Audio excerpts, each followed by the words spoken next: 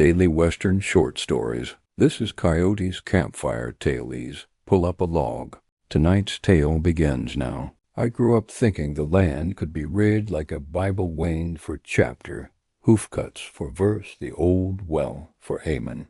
In 1883, Calico Wells had one amen left. The rest were chalked shut by drought, and folks kept their tongues wet with hope and Mercy's coffee. My father, Sheriff Amos Pike, wore his badge like a deed you could touch. People stood straight when he hit the boardwalk. I loved him the way a colt loves the fence that keeps wolves out without asking what else it keeps in. I'd been a trail scout until the grass gave up. I came home dusty and light, trading stories for rations and sleep for silence that hears blood. That afternoon a stage limped in. The guard's mouth was white around his teeth. He said a man in a pine-green scarf stepped into the road humming a hymn, smiling like an usher. Took the strongbox without a curse, he said. Sang Nearer, My God, to Thee like a lullaby. Folks whispered the name. The Pine Rider.Pay promised the mayor he'd stop it before the bank starts counting us like cattle. He swung into the saddle gentle as a prayer and rode out to study sign. I watched him go with a warmth I hate, remembering, because the next thing I saw was a star-in-circle spur print by the coach stopped same as his Sunday pair. At dusk he came home with a sprig of mountain pine clinging to his saddle blanket. He joked with the livery boy and kissed Mercy's knuckles while I held a nailed-on smile. Doubt tastes like old pennies. It salted everything coffee, sweat, the lantern in Pa's eyes. I told myself there were 100 star-in-circle spurs in New Mexico and 1,000 pines to snag a blanket. A man can sing a hymn because he's human, not because he's hiding. But the guard said the bandit held the gun easy, but careful, like it belonged to his hand. And I knew Pa's right index finger was crooked from a bronc years back. Once you learn a loved one by their scars, you can't unlearn them. I didn't accuse him. I watched. On Mercy's roof I let the town teach me. Mice in the alley, boards gossiping, the bells' sleep breath. At dawn I walked the outskirts where sign reads truer and marked every print that wasn't mule or stray. I listened for hymns. When Nearer, My God, to Thee drifted from a porch, I stored the voice in its bend like grass under wind. I wanted to clear him. Instead, days brought small cruelties, a thread of pine under Pa's nail, arroyo dust on the hem of his Sunday coat, the color of the north cut where freight was hit. At supper he asked if I was sleeping fine. I said sure. For a breath I almost confessed every rattling thought. Then he smiled, and I swallowed my words like a man swallowing a bee. That night I counted to 1,000 twice and tied a knot I couldn't untie. I would follow the next wagon to the north arroyo and keep low in the juniper. I'd listen for the hymn and look for a crooked finger and lantern light.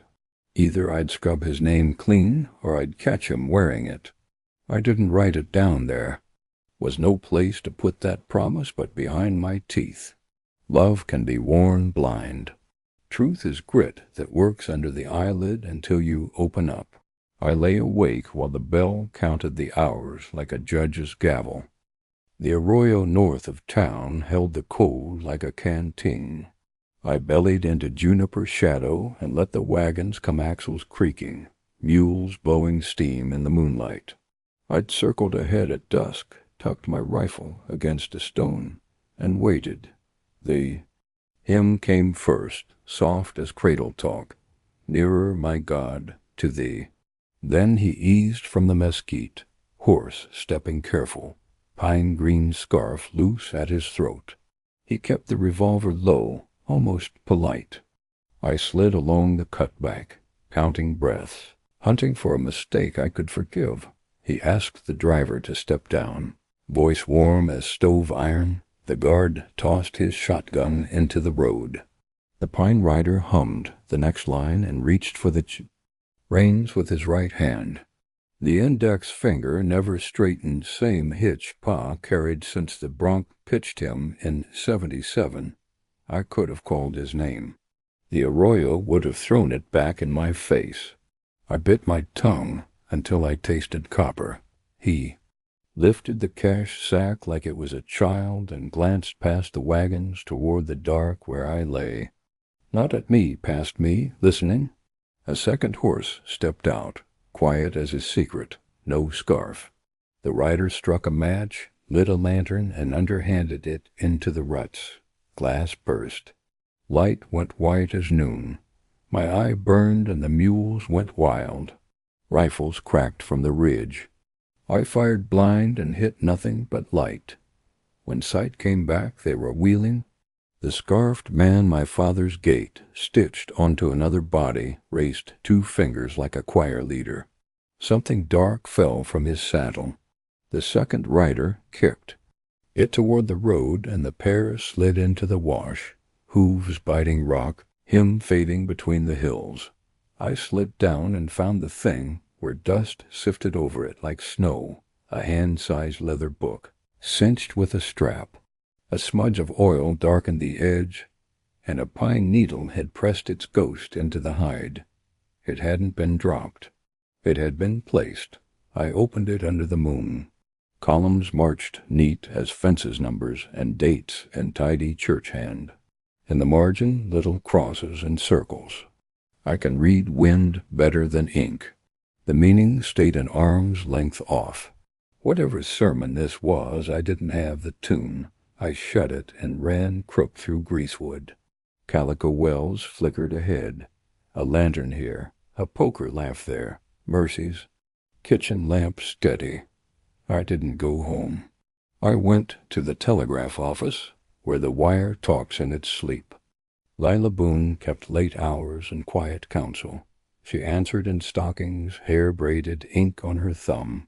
The key clicked behind her. I set the book on the desk. "Don't ask where," I said. She didn't. She wetted a pencil and flipped a page. Long enough for her eyes to narrow. "Looks like a store ledger learned to pray," she murmured. "Leave it." My hand shook on the latch. "If it sings, I need the words." "It will," she said, voice soft enough to settle the wire. "Go before your shadow recognizes you." I stepped into the street empty-handed. The hymn stayed in my ears. So did the sound a crooked finger makes when it closes on truth and won't release. I walked until the bell struck 2 and the wind lost the lamp oil smell, and I kept the doubt like a thorn in my pocket to keep me awake. Sunday put clean shirts on guilty men. The church house filled. I took a back bench, wall at my shoulders. Pa stood up front, hat off. When he sang, the room warmed. His voice made the world sound fixable. Lila slid in late, a paper thin as onion. Skin under her palm. She pressed it to my knee. "Kept me up," she whispered. "Ledger isn't store math. It's ties names, sums, dates. Every robbery night shows the same mark, a pine, under a column called rider. There's a stanza number beside each." "A hymn number," I said. She nodded. "Meet-up ciphers, stash marks." Up front, Pa raised the hymn, and the congregation swelled. "Nearer, my God, to thee." My throat was wired shut dot. After the amen, I met him by the vestry. Beeswax and old coats. "We need to talk," I said. He wore the amused squint he saved for my small lies. "We are." I showed him Lila's copy. "This ledger ties the robberies to tithes. It ties you." He read 2 lines and chuckled. "This proves the bank worships both sides of the altar. Caldwell forecloses with one hand and waives relief with the other. We tax the wicked to feed the poor. I sing to keep folks calm while we take back what was taken. The freighter shot near Perdida." His gaze clouded, cleared. "Thieves breed wolves. Never my aim." Isaiah Gray leaned from the corridor, hat brim ruined in his hands. "I saw you, Sheriff," he said. You kept your horse steady while the boy bled. Maybe you didn't pull the trigger. You made the road. Mercy came, small and careful. She caught my wrist. Not here, she whispered. Her thumb tapped a rhythm that didn't match the hymn. Her eyes would not meet mine. Pa's smile thinned. You think law is a church with clean pews. It's a barn. It stinks. Caldwell hoards water by deed and buys ballots with bread. I ride on Sundays so widows can buy flour on Mondays. I wanted to believe him so bad my back hurt. People drifted out into dust. Lila watched from the hall's end, jaw tight, ink on her thumb. Isaiah's knuckles were white. Then stand in daylight, I said. Let a youth marshal hear your hymn. Bring your ledger, your saints, your enemies. If you're collecting for God, he won't mind a witness. Pa's eyes cooled. You bring a marshal and the bank will feast. Besides, the Pine Rider is a story men tell to scare each other. Let him ride a bit longer. Stories hang people, Isaiah said. So do ledgers. The choice rose like a blister. I turned to Isaiah. We bait a robbery turquoise crossing. Marshals in the cut bank, sacks filled with scrap iron. If the Pine Rider shows, we strip the hymn to testimony. I looked to Lila. Hold the pages. Be ready. Lila nodded once. Mercy's fingers let go. Pa didn't stop me. He lifted the pine scarf from a peg and dusted it with his palm, checking the color. The truth will scald you, he said, almost tender. Wear gloves. I'll bring a bucket, I said, and left by the side door. Sun hammered the yard white. The bell tolled noon. The church's shadow peeled off my shoulders like an old brand. If I was wrong, I'd be the man who tried to hang his father. If I was right, I already had. Turquoise Crossing looked like heat pretending to be water. We hid the marshals in the cut bank and set 2 burlap sacks on the wagon. Payroll, if a stamp could make iron into coin. I walked the wash and counted places a horse might come. Silent. Isaiah checked the priming like a man thumbing worry beads. Leela wasn't there. She'd be at the wire, ready to carry whatever truth crawled out of this dust dot. Near sundown the air turned copper. A cricket started like a fuse. The road went still. Then a horseman rode out of the mirage and didn't disappear. Pine scarf. Hat tipped the way Pay tipped it when he tried not to smile. He reined up, neat, hands easy, revolver sleepy at his thigh. 3 men ghosted behind him with rifles that knew the shape of Sunday's deacon, feed clerk, a ranch hand who'd held babies. At baptisms he lifted his chin and let me see him. My father, clear as a mirror, you're tired of. His right index still crooked. Evening, he said, as if he'd stepped onto our porch. You baited tidy. Come take it in daylight, I said. The bank counts in daylight, he answered. We count at the only hour left, he nodded to the men. We're the Sunday Riders. Caldwell sells breath with a deed around its neck.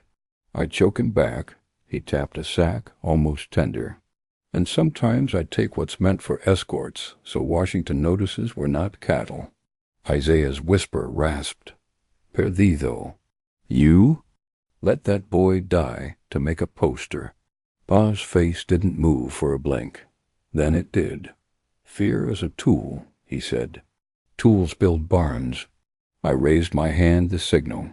But P had counted the cut bank the same as I had. Marshal, he called without looking.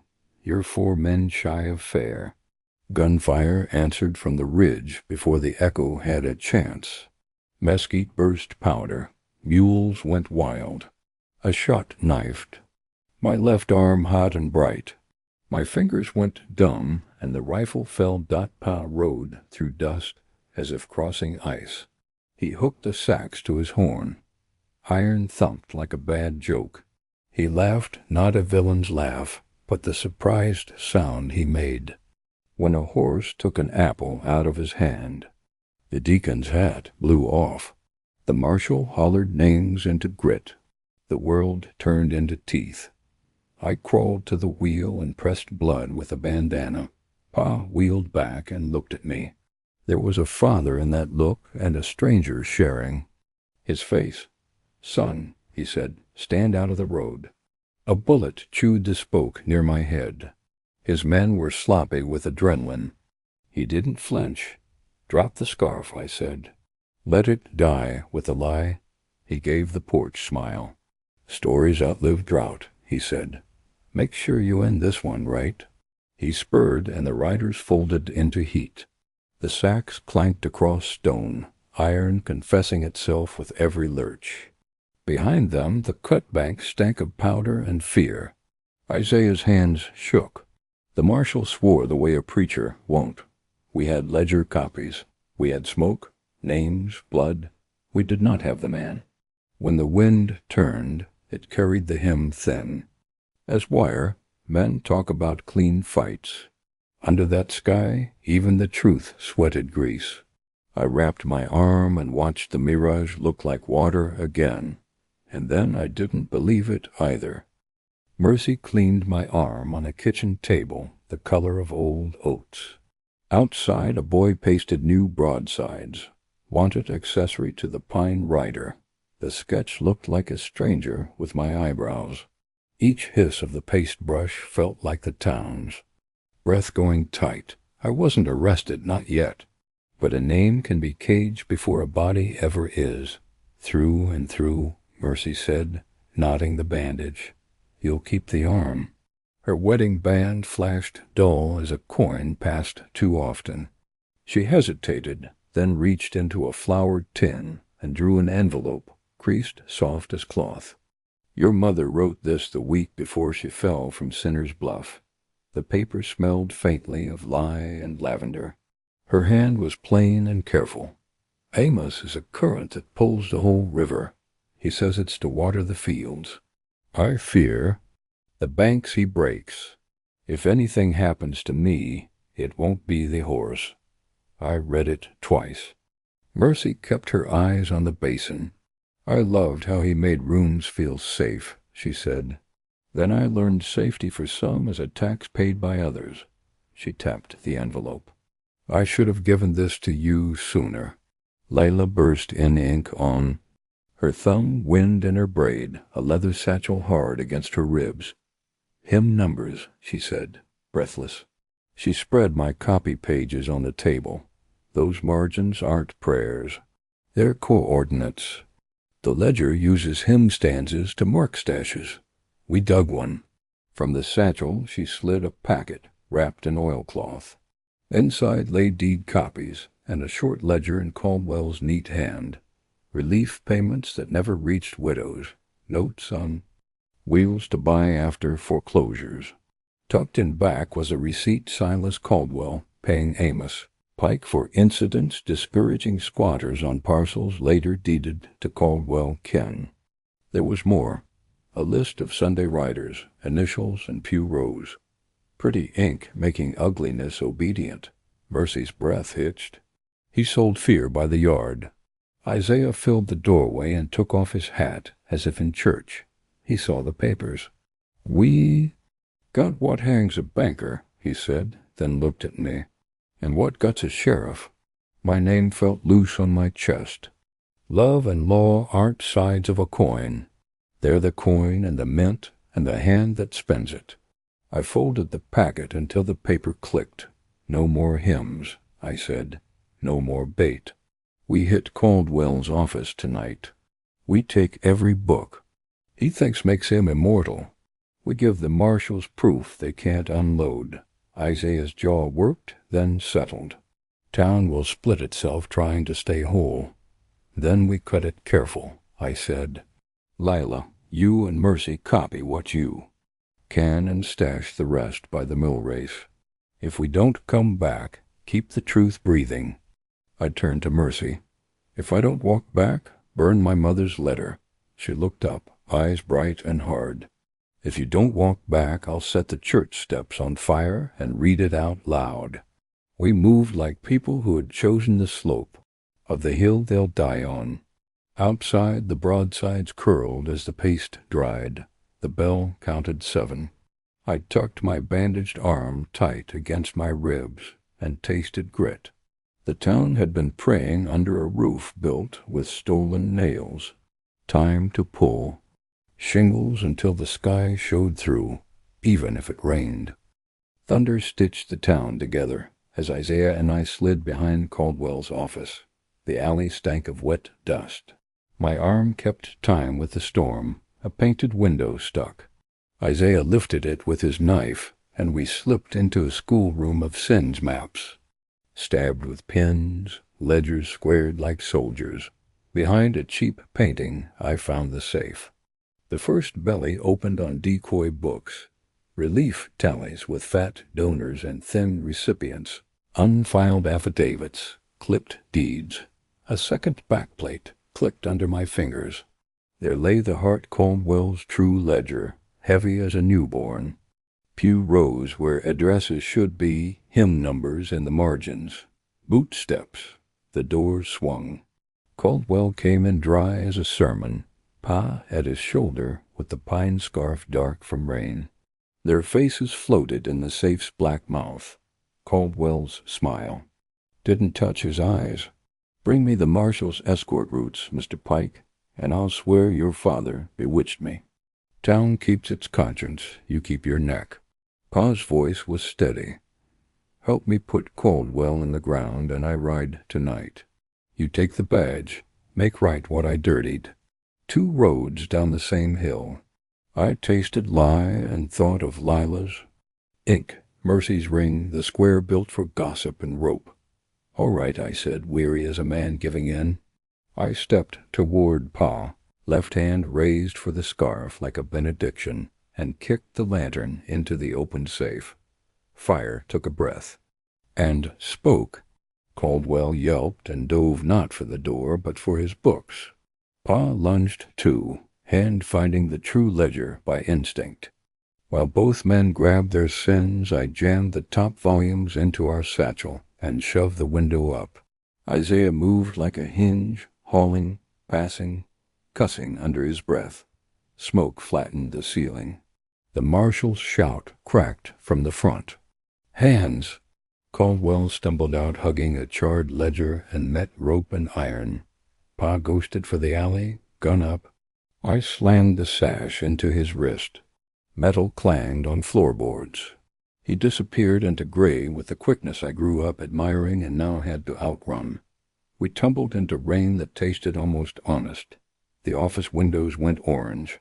Lamp oil wrote. A bright sentence across the glass. The church bell found its panic. Neighbors spilled into the street barefoot, faces candle-lit by the fire. Isaiah shoved the satchel into the marshal's hands. I held up a packet of deeds, wet and stubborn. Lila stood behind Mercy on the stoop, hair loose, eyes too wide. I couldn't tell if they were crying. The rain did the job for them. Names enough? The marshal asked. Enough to make a prayer book, I said. My bandage leaked warmth I couldn't spare. The ledgers hissed like snakes dying. The maps curled. The pins popped out like teeth. We hadn't chosen clean. We'd chosen true enough to burn. Dawn nursed on the edge of thunder as we watched the banker's certainty turn to smoke and knew the town would wake with its own name written. Inside the ash, dawn came up gray. The square-breathed men in shirt-sleeves, women tight-lipped, boys pushed back. A quick gallows stood on the freight platform. The marshal read from a rain-soft sheet. Names, sums, pew rows, hymn numbers. Caldwell stood under a guard's hand, hair singed from the fire. Rope hadn't found him yet, but its shadow lay on his boots. I'm the victim, he said. The sheriff coerced. A shot cracked from high. A hat on a nail flipped into the dust. Not a killing shot, a warning. Heads turned to the hotel. Balcony. My father stood there, pine scarf at his throat. Rifle easy, eyes calm. "Silas Caldwell faces the rope for Silas Caldwell's sins," he called. "No banker slips out by blaming the man who fought him." The marshal raised a palm. Sheriff Amos Pike dropped the rifle. Pa smiled. "Calico Wells, who brought flour to widows? Who kept Wells from being chained by paper?" Murmurs ran. Then the marshal read more names: deacons, foreman, the mayor, and the sounds changed. Something tipped. Pa saw it. The rifle's mouth drifted toward the marshal. "Holster," he said. "We'll settle this without Washington." Mercy bit her lip. Lila's hands twisted her skirt. Isaiah stood still as a post. I stepped into the lane between Pay and the crowd. The church bell lifted for 8 and stayed mute. I saw not sheriff or thief, but the boy I tried to be and the man he chose. His right hand took the rifle's weight. The crooked finger rode wrong on the trigger. "Don't," I said. Not a plea. A verdict. He checked Caldwell like measuring a distance for dying. Maybe he thought one shot would break the square and he could ride the mess. Maybe he only wanted the banker dangling alone. He settled to the sight. Time restarted. I fired first. Brick answered like a slammed door. His rifle jumped and sang off iron. He steadied, staring at his hand as if the map had flipped. Blood ran quick across the knuckles. The bullet punched the web and took the crookedness with it. The finger straightened because it would never bend again. The scarf shook loose when he grabbed the post and fell in a coil. Below, the crowd made a sound I'd never heard, part relief, part grief, part hunger. Marshals rushed the hotel stairs.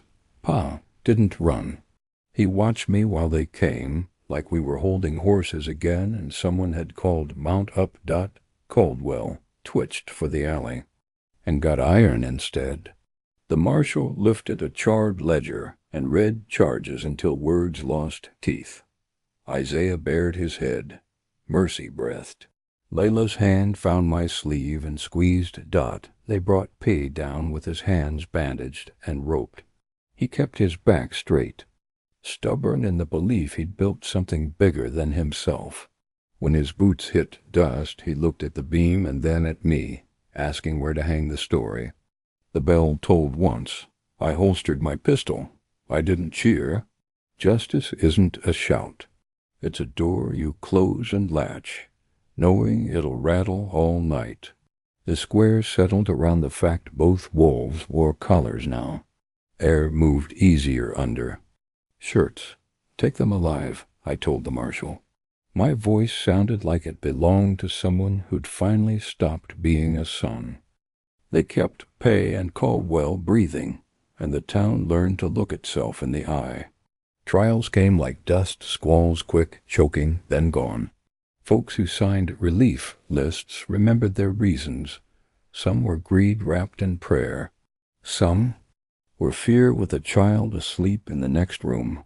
I walked to the pine line where the air smells right. Caldwell's widow came on a plain bay black dress flat as soot. She'd been appointed magistrate because there were few clean hands left and hers, though shaking, were empty. Mercy and Lila rode behind to hear everything I'd say. "I won't ask you to lie," the widow said. "Be complete." So I was. I said I burned pages from the ledger, names of small men who paid into the Sunday riders because their wells were chained and their daughters coughed dust. If we hauled them all to the square, the church would ring for months, and the town would die from honesty. I burned them at the mill race where sparks go into water. Mercy can sour into favoritism, she said. So can law when it keeps its own, I answered. Hang me on that if you need a body. She studied my hands. Anything else? I told them the last piece. The night before the square filled, I wore a pine scarf that wasn't mine. I rode a route Caldwell used for hiding what he stole. I took back the well deeds meant to starve widows and left them on kitchen tables with a note in my mother's plain hand. You don't owe thanks for your own water. I hummed the hymn because I wanted it to die in my mouth. Lila blinked hard and nodded like a sentence she agreed with. Mercy reached for me and then let me keep my space. The widow's bay stamped once, impatient with humans and their pages. I took Pa's badge from my coat and set it on a flat stone. Beside it I placed the pine scarf, two relics that don't belong in the same church. I can't wear either without lying to someone, I said. You don't have to wear anything, the widow said. You can leave. I intend to. We signed what needed signing. She said the trials would run with what survived the fire, and the town would work without a myth to blame. I believed her enough to stand. I hugged Lila longer than a brother should. I touched my forehead to Mercy's and promised a word if I ever found one worth sending Dot at the tree line. The wind had a bite to it. I mounted and turned toward hills that never heard of Calico Wells. Behind me the bell tolled once noon or warning or just metal remembering its shape. I rode until the town became a smudge and the hymn in my head gave up pretending to be a prayer. I didn't ask for absolution. I took exile and the truth and made them ride together without talking much. Before I left, the widow asked what I'd do next. I told her I'd look for work that paid in sweat, instead of stories driving remounts, hunting strays, reading sky and soil the way my mother taught me. Maybe I'd find a river that remembers spring. Maybe I'd learn to sleep without bells. If I ever came back, it would be as a stranger with honest dust on him, not a deputy or a ghost. Thanks for riding with Coyote's Campfire Tailies. Stay by the fire and pick your next story.